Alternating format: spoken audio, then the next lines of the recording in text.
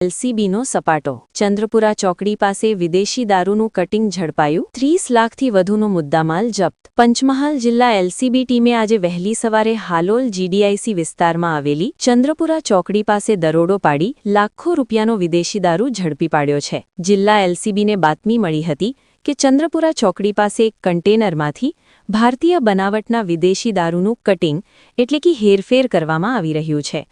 આ બાતમીના આધારે પોલીસે વહેલી સવારે ઘટના સ્થળે પહોંચી તપાસ હાથ ધરી હતી પોલીસને જોઈને અંધારાનો લાભ લઈ દારૂનું કટિંગ કરી રહેલા શખ્સો ત્યાંથી નાસી છૂટ્યા હતા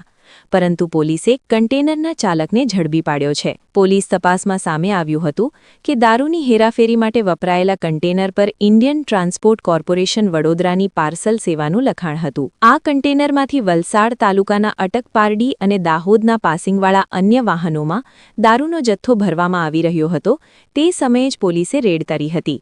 આ રેડ દરમિયાન પોલીસે કુલ 30 લાખથી વધુનો મુદ્દામાલ જપ્ત કર્યો છે જેમાં અંદાજે 10 લાખ રૂપિયાથી વધુ કિંમતનો વિદેશી દારૂ અંદાજે 20 લાખ રૂપિયાની કિંમતના વાહનો ઉલ્લેખનીય છે કે જિલ્લા એલસીબી દ્વારા થોડા સમય પહેલા પણ હાલોલ નજીક દરોડો પાડીને વિદેશી દારૂ ઝડપી પાડવામાં આવ્યો હતો હાલ પોલીસે કન્ટેનર ચાલકની ધરપકડ કરી છે અને ફરાર આરોપીઓને પકડવા માટે વધુ તપાસ હાથ ધરી છે